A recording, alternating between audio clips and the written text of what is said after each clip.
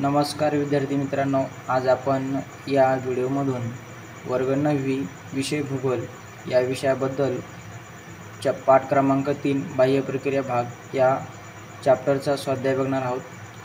चला तर मग या ठिकाणी आपण सगळं स्वाध्याय सविस्तर बघूया। प्रश्न क्रमांक पहिला थोडक्यात उत्तर लिहा। त्यामधला पहिला प्रश्न कायिक विदारण म्हणजे काय, या ठिकाणी तुम्हाला सविस्तर उत्तर दिलेले आहेत। उत्तर वातावरणाशी संबंध येऊन खडकाचे विच्छेदन होण्याच्या प्रक्रियेस कायिक विदारण असे म्हणतात। खडकाचे फुटणे, तुटणे, बारीक तुकडे होणे यालाच कायिक विदारण म्हणतात। यात मुख्य औष्णिकताण, स्फटिकीकरण, त्यानंतर दाबमुक्ती इत्यादी प्रक्रियांचा समावेश होतो। रासायनिक विदारणाचे प्रमुख प्रकार कोणते? उत्तर रासायनिक विदारणाचे पुढील 3 प्रकार आहेत। या ठिकाणी रासायनिक विदारणाचे आपण 3 प्रकार पडतात। 3 प्रकार कोणकोणते या ठिकाणी आपण जर बघितलं, पहिलं कार्बन, पावसाच्या पाण्यात हवेतील कार्बन डायऑक्साईड वायू काही प्रमाणात मिसळतो, त्यातून सौम्य कार्बाम्ल तयार होते। कार्बाम्लातून खडकातील कॅल्शियम कार्बोनेट सारखी क्षार सहजगत्या विरघळून खडकाचे विघटन होते। ध्रुवीकरण, मूळ खडकातील काही खनिजे पाण्यात विरघळून पाण्याबरोबर वाहून जातात, त्यातील क्षारापासून रासायनिक अवशेष होऊन चुनखडी तयार होते। ध्रुवीकरणाच्या क्रियेमुळे खडकातील क्षार विरघळून खडक ठिसूळ बनतात। तिसरं भस्मीकरण, ज्या खडकात लोह खनिज असते त्या खडकांवर ही क्रिया घडते। खडकातील लोहाचा पाण्याशी संपर्क आल्याने लोह आणि ऑक्सिजन यांच्यात रासायनिक प्रक्रिया घडून येते। लोहावर गंज येतो, त्यामुळे खडकावर तपकिरी रंगाचा थर तयार होतो। जैविक विदारण कसे घडून येते? उत्तर 1. जुने किल्ले, जुन्या इमारती इत्यादी वास्तूंच्या भेगांमध्ये झाडांची मुळे वाढतात, त्यामुळे खडकांच्या कणात ताण निर्माण होतो व खडक फुटू लागतात। उंदीर, घुशी, ससे यासारखे प्राणी व इतर कृमी कीटक जमिनीत बिळे तयार करतात, मुंग्या, वारूळ तयार करतात। या प्राण्यांच्या कणांमुळे खडकामध्ये विदारण घडून येते। अनेकदा खडकांवर शेवाळे, हरिता, दगडफूल इत्यादी वनस्पती वाढतात। या वनस्पतीमुळे खडकाचे विदारण घडते। विदारण व विस्तृत झीज यातील फरक स्पष्ट करा। विदारण, विस्तृत झीज, खडक फुटणे, कमकुवत होणे ही नैसर्गिक प्रक्रिया आहे, तिला विदारण असे म्हणतात। विदारणाचे प्रमुख 3 प्रकार आहेत: कायिक, रासायनिक व जैविक। विदारण प्रक्रियेतून सुट्या झालेल्या कणांची हालचाल केवळ गुरुत्वीय बलाद्वारे होणे या प्रक्रियेला विस्तृत झीज असे म्हणतात।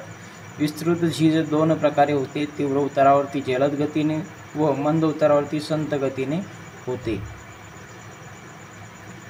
खडकांचा चुरा किंवा भुगा होणे म्हणजे विदारण होय, हे विधान बरोबर आहे।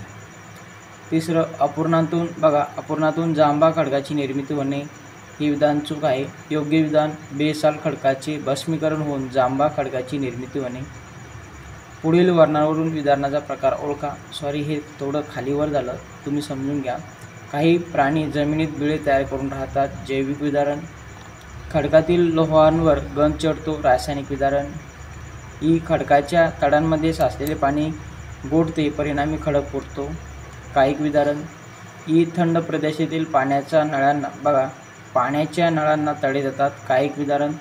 ओसाड प्रदेशात वाळू तयार होते, कायिक विदारण। प्रश्न 5वा, अंतर्जाळाच्या माध्यमातून भारतामध्ये घडलेली भूसंकलनाची घटना शोधा व त्याविषयी थोडक्यात लिहा।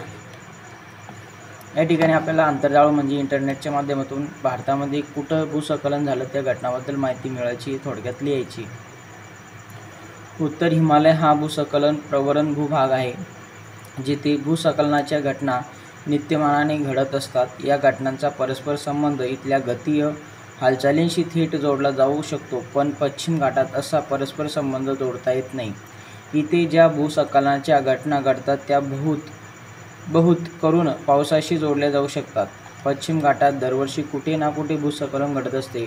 18 जून व 17 रोजी मेघालयातील थारी या गावात भूस्खलन झाले। सतत 1 आठवडा पाऊस व अतिवृष्टी भूस्खलन झाले, यात 6 नागरिक मृत्युमुखी पडले तर अनेक जखमी झाले। अनेकांची घरे मातीखाली गेली असून अनेक नागरिक बेपत्ता झाले आहेत। 30 जुलै 2015 रोजी पुणे जिल्ह्यातील आंबेगाव तालुक्यात भीमाशंकरजवळ डिंबे धरणाच्या पाणलोट क्षेत्रातील दुर्गम भाग।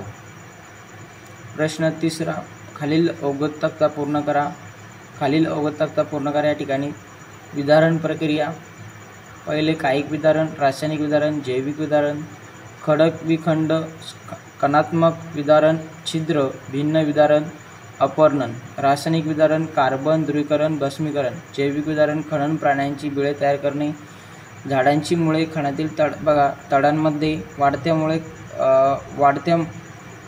वाढव्यामुळे खडक फुटणे, शेवाळे इत्यादी व ढगफूट वनस्पतीमुळे खडकाचे विदारण होणे. तर विद्यार्थी मित्रांनो, आज या ठिकाणी आपला हा स्वाध्याय संपूर्णपणे संपलेला आहे. तरी तुम्हाला व्हिडिओ कसा वाटला ते कमेंटमध्ये नक्की सांगा. या ठिकाणी थोडंसं प्रश्नामध्ये मिसअंडरस्टँडिंग झालेली ते तुम्ही बुकमध्ये बघून करून घेऊ शकता.